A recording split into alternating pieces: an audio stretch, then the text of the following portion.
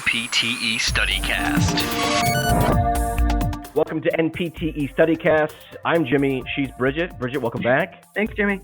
We're talking DVT, deep vein thrombosis. Look, I got all the words right. You got it. Good for you. How do we briefly describe that in like one sentence? It is a blood clot that forms in a deep vein. Pretty good right there. Simple as that. All right. Anything else we want to know? Just describing the pathology overall? Yeah, it's just important to remember that a DVT can actually cause a pulmonary embolism or a cerebral embolism. PEs can be deadly because those are found in the lungs. So that's just a DVT that's traveled to the lungs. And then a cerebral embolism, which is just what's going to cause your ischemic strokes. Very, very serious.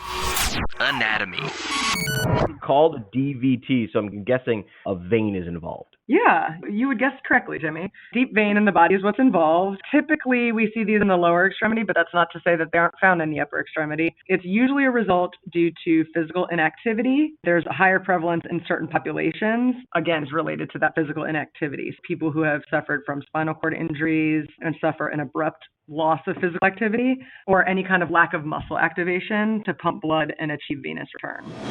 Special tests. Now, how are we looking to rule this in, rule this out?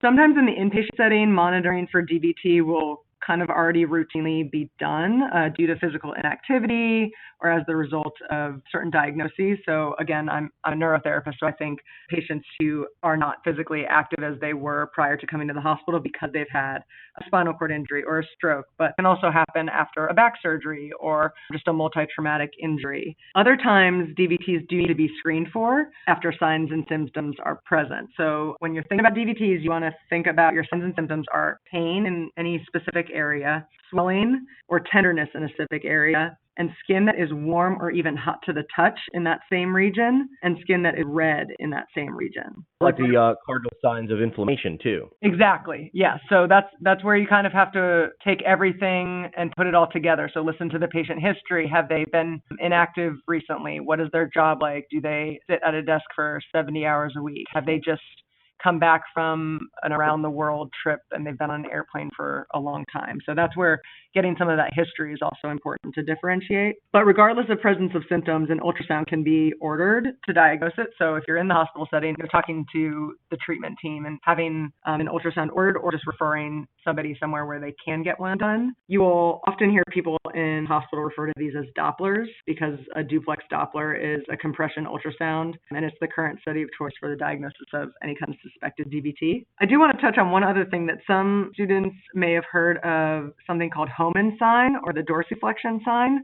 I don't know if you learned about this in school, but we did. Yeah. It's something that can actually indicate a DVT if a patient reports pain in their calf with forced dorsiflexion. However, this should not be performed because you can actually dislodge the DVT and it can become a pulmonary embolism very quickly. So it's not a safe test to perform. You may still see other healthcare providers perform this test. It's up to you about whether you want to have that discussion or not, but just as a PT, don't do it. Too risky. You can usually figure it out some other way. That brings up an area that can come up on the NPTE, which is safety. Yes, they're big on safety. Yeah, the whole point of the NPTE is to protect the public from you as a PT. So they want to make sure that you're safe and you're not going to cause any damage to anybody. Differential diagnosis. Differential diagnosis. What are we looking at with differential diagnosis in DVT? I think this is a little bit tricky because basically a differential diagnosis could be any diagnosis that presents with pain, redness, and swelling, which is a lot. To name a few, Baker's cyst, cellulitis, lymphedema, chronic venous insufficiency, any kind of popliteal venous or arterial aneurysms, anything that could be compressing veins, HO, heterotopic ossification, hematomas, and then just even your muscle tears or muscle strains and different sprains at certain joints in the body. Yeah, so this is where on the test, focus on the cardinal signs that you mentioned earlier. And again, if you hear hooves, it's horses and not zebras. They're really trying to give you a chance to answer this question correctly. Don't talk yourself out of the right answer. I did that plenty of times when I was studying for the test. Exactly. So again, take that patient history into account. Are they somebody who's been immobilized and they've been in the hospital for weeks? Have they just been on an airplane? Things like that. They're not trying to trick you. They're trying to test you. focus on that. Exactly. Treatment examples.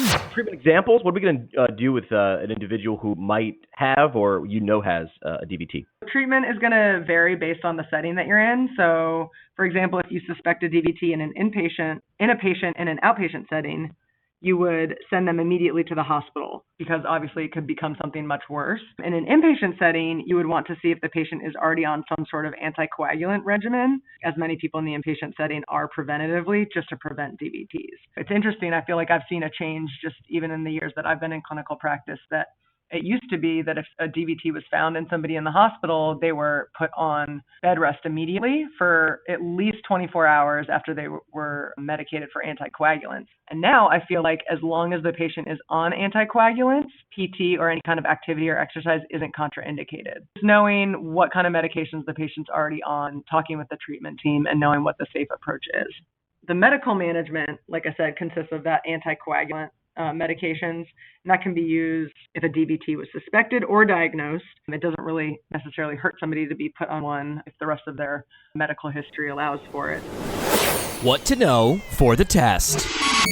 Wrapping up with how is this going to appear in what form on the NPTE? Yes, we kind of already talked about it, but the NPTE is a test basically to protect the public and to make sure that you as a licensed physical therapist can provide safe care. So again, I think they're really going to get at the safety component and your ability to recognize a DVT in a patient. So just knowing those clinical signs, using what you're seeing in front of you as the patient, so the clinical signs, but then also their history of their current concerns. Like we talked about, being immobilized, being on long flights, things like that. Just being able to recognize the signs of a DVT and act appropriately.